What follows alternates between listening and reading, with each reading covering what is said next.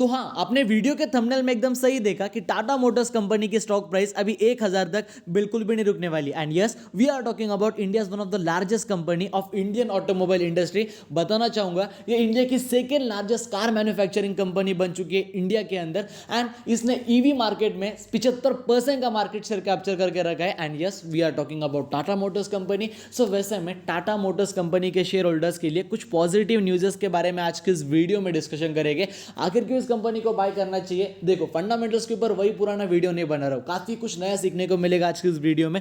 देखेंगे क्या कुछ न्यूज़ है, लेकिन उससे पहले मेक श्योर चैनल को सब्सक्राइब करना मत भूलना। सो अभी अगर आप देखते हो लाइक टाटा मोटर्स कंपनी की जो करंट मार्केट प्राइस चल रही है 3800 रुपए के करीब, मोर देन अगर देखा जाए 2-2.5% का हमें इस कंपनी के स्टॉक प्राइस में यहाँ पे हमें करेक्शन देखने को मिला। ठीक है, इंडियन मार्केट है, एक तो मार्केट ऊपर जाएगा या फिर मार्केट नीचे आएगा। एंड ट्रस्ट में देखो, इंडियन ऑटोमोबाइल इंडस्ट्री के अंदर, इंडियन ऑटोमोबाइल इंडस्ट्री का मेरे पोर्टफोलियो के अंदर देखो, सिंपली कहना चाहूंगा, देखो आप मेरे सब्सक्राइबर्स हो, आपसे क्या ही बात छुपानी। इंडियन ऑटोमोबाइल इंडस्ट्री की 2022 तक भी कह लो मेरे पास कोई भी कंपनी नहीं थी। ठीक है, लेकिन मैंने जैसा कि टाटा मोटर्स कंपनी का फ्यूचर देखा ईवी के ऊपर, मैंने टाटा मोटर कंपनी खरीद ली। मैंने मारुति सुजुकी की ग्रोथ देखी, Q2 के रिजल्ट्स के अंदर 600% का प्रॉफिट कंपनी बढ़ गया। मैंने Tata Motors company Maruti Suzuki company खरीद ली। एंड मैंने ग्रोथ देखी महिंद्रा एंड महिंद्रा कंपनी के अंदर सबसे ज़्यादा तगड़ी। And Mahindra and Mahindra company के अंदर भी मैंने सबसे ज़्यादा इन्वेस्ट करके रखा है amongst all three company as compare to Tata Motors and Maruti Suzuki. मैंने सबसे ज़्यादा महिंद्रा एंड महिंद्रा में इन्वेस्ट करके रखा है। ठीक है, उसके ग्रोथ को देखते हुए स्पेसिफिकली। सो अभी अगर आप देखते हो लाइक टाटा मोटर्स कंपनी के पिछले एक साल के रिटर्न्स के बारे में, you will be completely surprise. Like मैं इतनी इस कंपनी की तारीफ कर रहा हूँ, लेकिन ये कंपनी 22% गिर गई अपने एक साल के अंदर। देखो भाई, इंडियन मार्केट है, ठीक है, अभी एक तो ये ऊपर जाएगा, एक तो नीचे आएगा, लेकिन पूरे साल के अंदर अगर आप टाटा मोटर जैसी कंपनी में इन्वेस्ट करते हो, तो definitely you expect a good returns from this company. भाई कुछ होप रख के ही आपने पैसा इन्वेस्ट करा होगा ना, कि मेरे कुछ ना कुछ रिटर्न्स बनेंगे। देश की इतनी बड़ी ऑटोमोबाइल इंडस्ट्री की कंपनी में पैसा इन्वेस्ट करो, जिसने 75% का मार्केट शेयर कैप्चर करके रखा है ईवी के अंदर, जिसने होंडा जैसे कंपनी को पीछे छोड़ दिया सेल्स के मामले में, स्टिल आपको रिटर्न्स तो यहाँ पे नहीं मिल पाए। बात करी जाए 5 साल के रिटर्न्स के बारे में, तो यहाँ पे देखो नॉर्मल सी बात है, 2017 के बाद कोई भी इंडियन ऑटोमोबाइल इंडस्ट्री की कंपनी अच्छा परफॉर्म नहीं कर पा रही थी। But if I talk about the companies overall maximum returns, तो कंपनी के रिटर्न देखो यहाँ पे हमें देखने को मिलते हैं 1115 रुपए के करीब। तो वैसे में क्या कुछ न्यूज़ आप लोगों के लिए सामने निकल के आ रही है।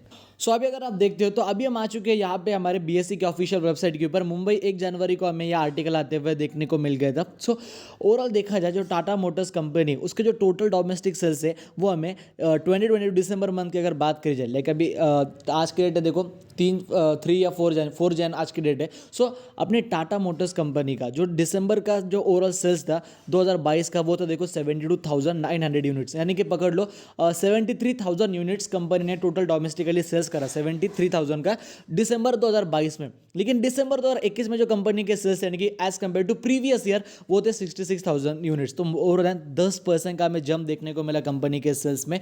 अगर आप बात करते हो भाई यहाँ पे ईयर ऑन ईयर बेसिस पे Q3 के अंदर फाइनेंशियल ईयर 2023 के जो कंपनी के सेल्स थे वो थे 2,23,000 के अभी, एंड वही पिछले साल थे 1,90,000। ओवरऑल देखा जाए 17% का जंप। तो ओवरऑल यहाँ पे हमें कंपनी के टोटल डोमेस्टिक सेल्स में ईयर ऑन ईयर बेसिस पे 17% का जंप देखने को मिला। एंड मंथ और मंथ अगर आप देखते हो दिसंबर टू दिसंबर, तो वहाँ पे 10% का हमें जंप देखने को मिला कंपनी के डोमेस्टिक सेल्स के अंदर।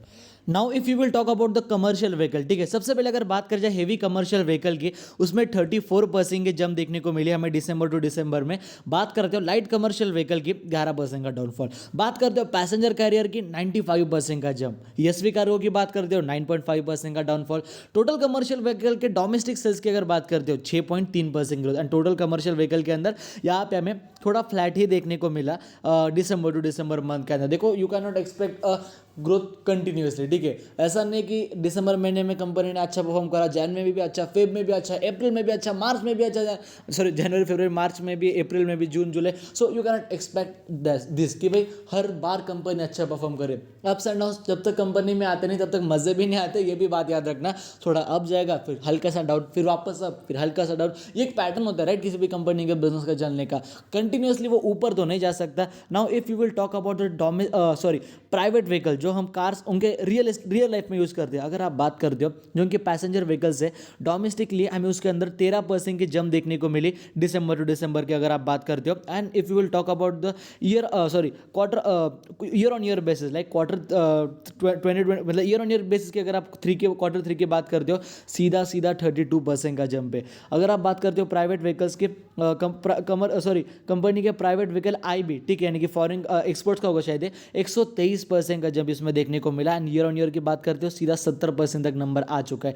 टोटल अगर बात करी जाए कंपनी का ओवरऑल कमर्शियल व्हीकल्स का टोटल प्राइवेट व्हीकल का जो कंपनी का टोटल सेल्स था इंक्लूडिंग इलेक्ट्रॉनिक व्हीकल्स, तो वो था देखो 13% की growth year on year basis पे, quarter December to December. And year on year basis पे यहाँ पे 32% के जंप देखने को मिले। And the great number for electric vehicle, अगर आप देखते हो इलेक्ट्रिक व्हीकल का नंबर, यहाँ पे कंपनी के जो सेल्स थे डोमेस्टिकली उसके अंदर 64% का जंप है। कंपनी के अंदर अगर आप बात करते हो ईयर ऑन ईयर बेसिस पे तो 116% का जंप है। तो ईवी का जो बिजनेस वो तो भाई डेफिनेटली काफ़ी तगड़ा कर रहा है। प्राइवेट व्हीकल के IB सेक्टर के अंदर भी इसने डेफिनेटली यहाँ पे हमें काफ़ी ज़्यादा तगड़ा इस कंपनी का हमें परफॉर्मेंस देखने को मिला। बात करी जाए कंपनी के क्वार्टर 2 के जो रिजल्ट्स थे, they were not that impressive. Company के नंबर्स मार्केट को देखो इतने ज़्यादा पसंद नहीं आए थे, ठीक है। अभी क्वार्टर 3 के नंबर्स कंपनी के आने वाले, we are expecting a very good quarter 3 results. Quarter 2 के अंदर मार्केट को इतना ज़्यादा नंबर कंपनी के पसंद नहीं भी आए थे, इतने कुछ खास वो थे भी नहीं। लेकिन क्वार्टर 3 के अंदर हम यहाँ पे कंपनी के रिजल्ट्स के अच्छे एक्सपेक्टेशन लगाए के बैठे हैं कि कंपनी के नंबर्स अच्छे आ पाए। एंड डेफिनेटली वो कंपनी उस हिसाब से काम भी कर रही है, ठीक है। चाहे अगर आप बात करते हो EV के अंदर, अभी आई थिंक इसे न्यूज़ आ रही है कि सफारी भी CNG के अंदर, माय बैड, सफारी भी इलेक्ट्रिक व्हीकल के अंदर आ रही है। उन्होंने नेक्सॉन को उतारा, टाटा टियागो और इंडियन ऑटोमोबाइल इंडस्ट्री का इतना ज़्यादा नॉलेज तो मेरे पास है नहीं, लेकिन जितना मुझे पता है उतना मैं आपको बता रहा हूँ। बाकी उनके जो सेल्स के अगर आप जाके देखोगे काफ़ी ज़्यादा हेवी बुकिंग उनके ऊपर चल रही है, सेम एज महिंद्रा। डेफिनेटली काफ़ी तगड़ा काम कर रहे हैं। जैसा उनका परफॉर्मेंस 2017, 18, 19, 20 में था, वो तो वोस्ट था, बिल्कुल खरीदने लायक कंपनी थी नहीं। लेकिन 2020, 21, 22 का परफॉर्मेंस देखोगे it is totally change. Company के जो 2017 के 18 के रेवेन्यू के ऑल टाइम हाई का जो पीक था वो कंपनी ने अभी टच कर चुका है, यानी कि ये कंपनी की स्टॉक प्राइस 2017 के लेवल के भी आगे आ चुकी है। So definitely you should think to invest in stock for the long term, ठीक है। पहले कह रहा हूँ, वापस एक शब्द कह रहा हूँ, लॉन्ग टर्म। अगर आप इसे आने वाले 2-3 साल के लिए होल्ड करते हो, इसकी स्टॉक प्राइस आप 1000 से डेफिनेटली एक्सपेक्ट कर सकते हो as per seeing their business growth. बाकी अगर आपको हमारा आज का वीडियो पसंद है तो वीडियो को लाइक कर देना, चैनल को सब्सक्राइब कर देना, आपके वजह से किसी का फायदा हो रहा होगा। वीडियो शेयर करना भूलना मत। जय हिंद, धन्यवाद।